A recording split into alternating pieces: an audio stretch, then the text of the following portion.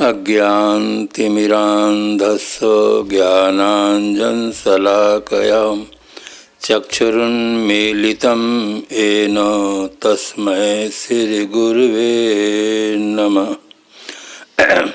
सर्वे भवन्तु सुखिनः, सर्वे सन्तु निरामयाः, सर्वे भद्राणि पश्यन्तु मा कश्चित् दुख भाग भवे।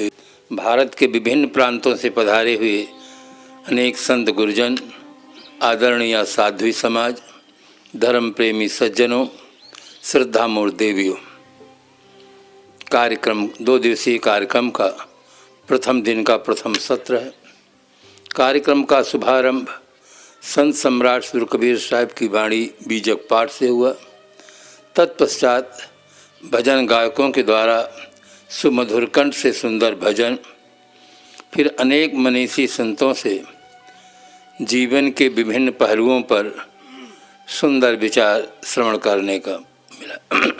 शिक्षा के दृष्टिकोण से देखा जाए तो वर्तमान युग बौद्धिक युग कहलाता है। उपलब्धि के दृष्टिकोण से देखा जाए तो वर्तमान युग वैज्ञानिक युग कहलाता है। शक्ति के दृष्टिकोण से देखा जाए तो वर्तमान युग आणविक युग कहलाता है। इस वैज्ञानिक, बौद्धिक और आणविक युग में प्रबुद्ध मानव एक प्रश्न उठा रहा है कि कृषि, व्यापार और सर्विस से हमारी आर्थिक स्थिति ठीक होती है, पौष्टिक आहार, व्यायाम, संयम और निद्रा से हमारी शारीरिक स्थिति ठीक होती है, तो सत्संग और स्वाध्याय से हमारी कौन सी स्थिति ठीक होती है, ये प्रश्न उठा रहा। प्रश्न न्यायोचित है। मानव मस्तिष्क में जो प्रश्न उठते हैं उनका बौद्धिक समाधान मिलना आवश्यक होता है। मेरा कार्यक्रम बड़ौदा में था। मैं बोल रहा था मातृदेवो भव, पितृदेवो भव, आचार्य देवो भव, अतिथि देवो भव। प्रवचन समाप्त हुआ। एक बैंक के कर्मचारी आए थे, पहली बार सत्संग में आए थे, अपने विशेष मित्र के कहने पर आए थे। उन्होंने प्रश्न, मैं सब चले गए, वो बैठे रहे। मैंने कहा आप भी जाइए। कहा मुझे कुछ पूछना है। मैंने कहा पूछो। उन्होंने कहा आपका उपदेश हमें बहुत अच्छा लगा कि संसार में माँ जीवित देवी है और पिता जीवित देवता है। सचमुच ये जन्मदाता और अन्नदाता है। हमारे जीवन में जो योग्यता आती है, बच्चे पढ़ते हैं, योग बनते हैं, माता पिता का महत्वपूर्ण योगदान होता है। कि आपके विचार तो हमें अच्छे लगे कि हमें आप उपदेश देते हैं कि माता पिता की सेवा करनी चाहिए, और खुद माता पिता को छोड़कर आप साधु हो गए हैं, तो आपके उपदेश का प्रभाव हम पर कैसे पड़ेगा। आप वहाँ रहते और सेवा करते, फिर हमको उपदेश देते, तो आपके उपदेश का प्रभाव हम पर पड़ता। मैंने कहा यदि मैं वहाँ होता तो हमसे और आपसे भेंट भी न होती। उपदेश देने की बात तो बहुत दूर की रही। संतों की परंपरा रही है, गुरु आश्रम में जाकर सेवा, साधना, स्वाध्याय करते थे और जो कुछ प्राप्त करते थे फिर समाज को देते थे।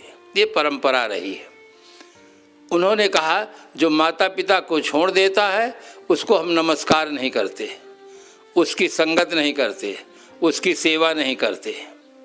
फिर मैं समझाने का प्रयास किया कि अगर इस प्रकार की बात होती तो हमारे सुखदेव जी बचपन से ही चले गए आश्रम में और समाज को कितना दिए। अगर वो वहीं रहते तो समाज को उतना नहीं दे पाते।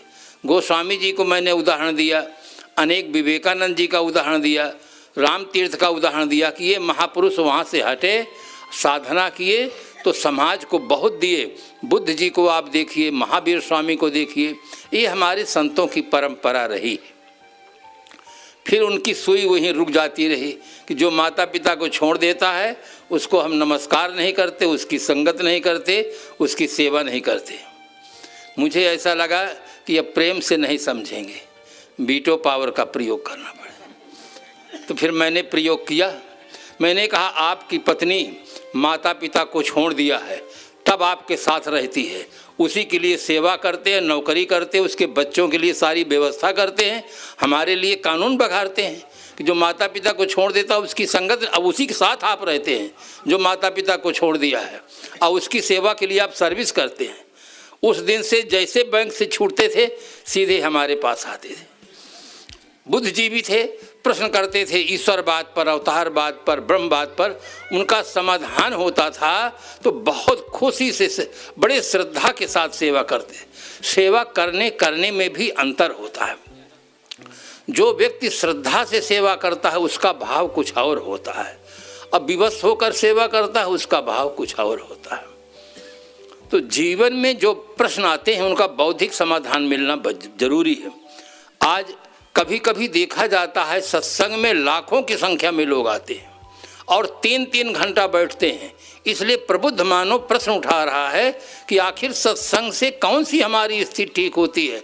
अगर कुछ देर अतिरिक्त हम सेवा देते हैं तो वेतन अधिक मिलता है, व्यापार करते हैं तो उसमें आर्थिक लाभ होता है, खेती करते हैं तो उसमें कुछ काम करने का समाधान, सत्संग में जाने से हमारी कौन सी स्थिति ठीक होती है, ये प्रश्न उठाता है।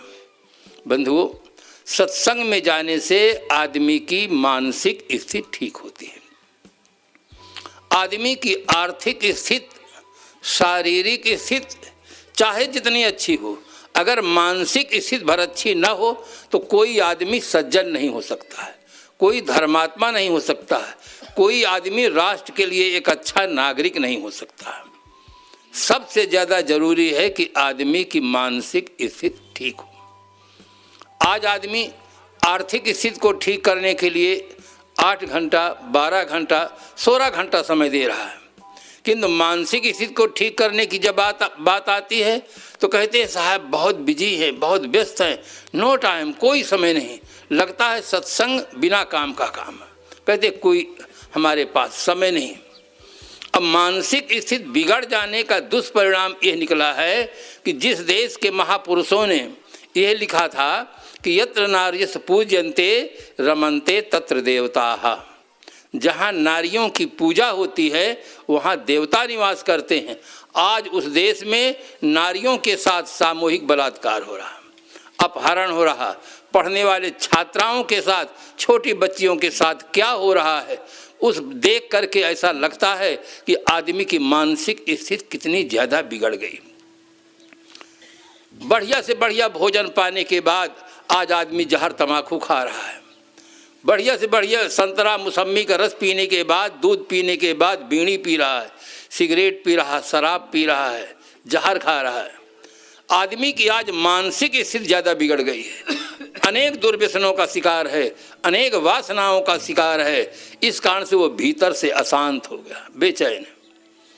एक आदमी था, उसके पास साइकिल थी, पैदल चल रहा था, रास्ते में एक व्यक्ति मिला, उसने कहा श्रीमान जी, साइकिल में बैठकर लोग अपने गंतव्य स्थल पर जल्दी से पहुंचने का प्रयास करते हैं और आपके पास साइकिल है और आप पैदल चल रहे हैं, क्या आपके साइकिल में हवा नहीं है क्या?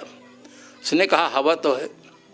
फिर दूसरा प्रश्न किया, क्या आपकी गद्दी ठीक नहीं है क्या साइकिल के? कहा गद्दी भी ठीक है। फिर प्रश्न किया, क्या साइकिल का ब्रेक सही नहीं है क्या? कहा ब्रेक भी सही है। बड़े आश्चर्य की बात है, आपकी साइकिल में हवा भी है, आपके गद्दी भी ठीक है और ब्रेक भी सही है, फिर क्या कारण है कि आप पैदल चल रहे हैं? तब उसने बड़े गजब का उत्तर दिया। उसने कहा इसमें चैन नहीं है, इसमें चैन नहीं है। ये केवल साइकिल वाली की दशा नहीं है, हमारी आप सबकी दशा है। पैसा है, पत्नी है, पद है, प्रतिष्ठा है, सब है, चैन नहीं है, बस चैन खो गई है। केवल मानसिक स्थिति बिगड़ने से आदमी आज बेचैन है, उसके पास चैन नहीं, केवल मानसिक स्थिति बिगड़ गई, उसकी सोच बिगड़ गई है। सोच सही न होने से आदमी आज भीतर से अशांत है। गीताकार ने लिखा, अशांतस्य कुतः सुखम, जो आदमी भीतर से अशांत है उसके जीवन में सुख कहाँ। आदमी के अंदर वासना की आग धधक रही है, इसी कारण से आदमी अशांत है। एक शायर ने लिखा, एक शायर कहता है कि जो वो नहीं जहाँ हम जाते हैं है आबो हवा ठंडी, कश्मीर नहीं साहब, ठंडा हो कलेजा जहाँ कश्मीर उसे कहते हैं। जहाँ आदमी का कलेजा ठंडा हो, भीतर से आदमी शांत हो जाए, तृप्त हो जाए, वो होना चाहिए। बहुत बड़ा सौभाग्य है कि यहाँ के प्रबंधक साहब जन, सहयोगी आप लोग सब बहुत सुंदर व्यवस्था दिए हैं, जहाँ पर भक्त सज्जन संत आकर के आपको ठीक से सही दिशा दें और मानसिक स्थिति ठीक हो, जीने का तरीका सीखें। आज आदमी पढ़ना सीखा, लिखना सीखा, कल कारखानों का बनाना और चलाना सीखा, नहीं सीखा तो सिर्फ जीवन जीना नहीं सीखा। जीवन कैसे जीना चाहिए ये नहीं सीखा, बाकी सब सीखा। जो कम पढ़े लिखे लोग हैं, देखने में आता है वे लोग बीड़ी पीते हैं, और ज़्यादा पढ़े लिखे लोग हैं जिनका स्टैंडर्ड ऊंचा हो गया, डॉक्टर हैं, कलेक्टर हैं, बैरिस्टर हैं, मिनिस्टर हैं, वे बीड़ी पीने में शर्माते हैं, वो सिगरेट पीते हैं। बड़े आदमी हैं, बड़ी चीज़ का चुनाव करते हैं। जिनकी आर्थिक स्थिति ठीक नहीं वे लोग चाय पीते हैं, और जिनकी आर्थिक स्थिति अच्छी है अब बड़े पढ़े लिखे हैं वे लोग ब्रांडी पीते हैं, क्योंकि उनका स्टैंडर्ड ऑफ लाइफ, हमारा जीवन स्तर ऊंचा हो इसके लिए तो रात दिन परिश्रम करते हैं, किंतु स्टैंडर्ड ऑफ लिविंग, हमारे जीने का तरीका ऊंचा हो इसकी तरफ उनका ध्यान नहीं गया है। इसलिए धन भी बेकार जा रहा है, समय भी बेकार जा रहा है, और जीवन में अनेक समस्याएं पैदा हो रही हैं। फिर उन्हीं समस्याओं के समाधान में ही अमूल्य जीवन व्यतीत हो जाता है। जो करना चाहिए वो रह जाता है, जो नहीं करना चाहिए उसी में जीवन समाप्त हो जाता है। मानसिक स्थिति को ठीक करने के लिए हर व्यक्ति को प्रयास करना चाहिए, क्योंकि मानसिक स्थिति जैसी होती है वैसे आदमी की प्रवृत्ति होती है। एक सज्जन आदमी है, सज्जन आदमी के पास हाथ है, वो माता पिता गुरुजनों की सेवा करता है, राष्ट्र निर्माण के लिए कार्य करता है, आर्थिक विकास करता है, किंतु दुर्जन आदमी के पास भी हाथ है। दुर्जन आदमी इन्हीं हाथों से कुछ ऐसा कदम उठा लेता है कि हाथ में हथकड़ी पड़ जाती है, पैर में बेड़ी पड़ जाती है, जेल के अंदर बंद हो जाता है, सारा जीवन उसका नरक हो जाता है। सज्जन और दुर्जन दोनों आदमी के पास साधन सब एक है। पैसा है सज्जन आदमी के पास, पुण्य कर्मों में लगाता है, अपने विकास में लगाता है, अपने निर्वाह में लगाता है। और दुर्जन आदमी के पास पैसा है, वो दूसरों को सताने में, दुख देने में गौरव समझता है कि हमारा इस प्रकार से बहुत बड़ा सम्मान है, बहुत बड़े आदमी हमारे सामने, सब भयभीत रहते हैं। साधन सबके पास बराबर है, भीतर फर्क है। एक जिस चीज़ को पाने के लिए लालायित है कि अगर ये मिल जाता तो बहुत आनंद मिलता, दूसरा व्यक्ति उसको छूता तक नहीं है, फ्री में मिल जाए तो पीता भी नहीं है। दोनों में जो इतना जमीन आसमान जैसा अंतर दिखाई देता है उसका कारण बाहर नहीं है, उसका कारण भीतर है। एक के पास इतनी अच्छी समझ है, इतनी अच्छी बुद्धि है कि उन चीज़ों में कोई आकर्षण नहीं, कभी छूता ही नहीं। और एक आदमी दिन भर जो परिश्रम करता है, मानसिक स्थिति ठीक न होने का परिणाम ये है कि दिन भर की कमाई को सायंकाल ले जाकर शराब पीता है, सिगरेट पीता है, पैसा बर्बाद, समय बर्बाद, घर बर्बाद, देश बर्बाद। नशा नाश का दूसरा नाम, तन मन धन तीनों बेकाम। फिर भी भीतर की स्थिति अच्छी न होने के कारण आदमी सर्वथा लाचारी का जीवन जी रहा। सामान्य व्यक्ति की बात नहीं, अच्छे अच्छे पढ़े लिखे लोग लाचारी का जीवन जी रहे। एक डॉक्टर से मेरी बात हो रही थी, MBBS डॉक्टर से बात करने में वो खुश हो रहे थे, खुश में वो होश ही खो बैठे, सिगरेट जला लिए, सिगरेट पीने लगे। मैंने कहा आप MBBS डॉक्टर हैं, आपको राजनारायण की तरफ से ऊपर से आदेश है कि रोगी को धूम्रपान और मद्यपान छोड़ने की सलाह दीजिए, और आप MBBS डॉक्टर हो करके आप सिगरेट पी रहे हैं। कहे क्या करूं साहब, विद्यार्थी जीवन में ऐसे बच्चों का संपर्क हुआ जो बहुत धनाढ़ घर के बच्चे थे, वे सिगरेट पीते थे, उनको पीते देखकर मैं पीने लगा, अब आदत पड़ गई, आदत मानती नहीं है।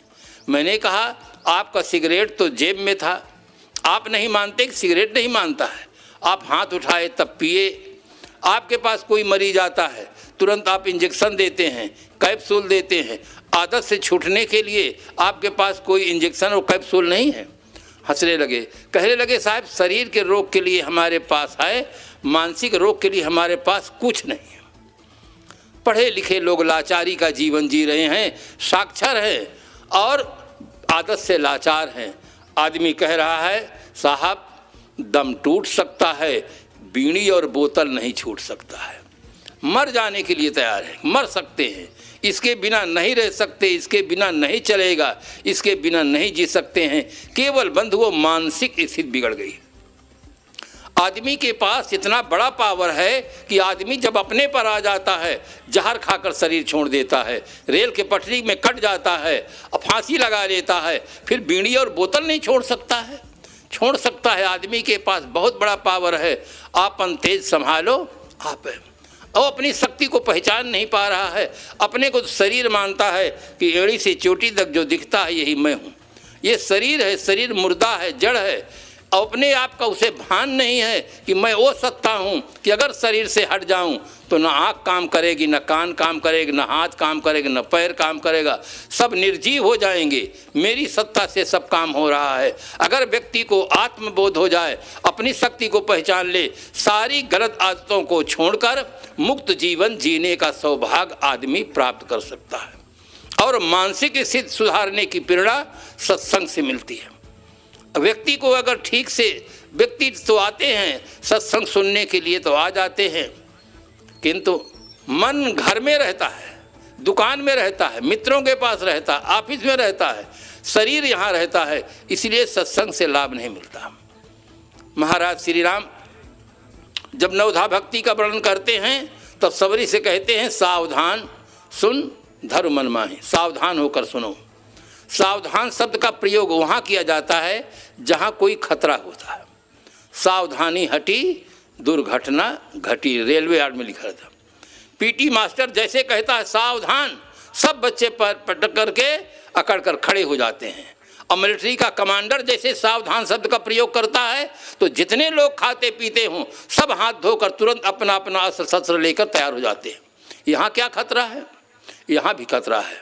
सत्संग में आप बैठे हैं, अच्छी बातें सुन रहे हैं, अब आंखें बंद हो गई, कान चाहे जितना खुला रहे, फिर कुछ होने वाला नहीं।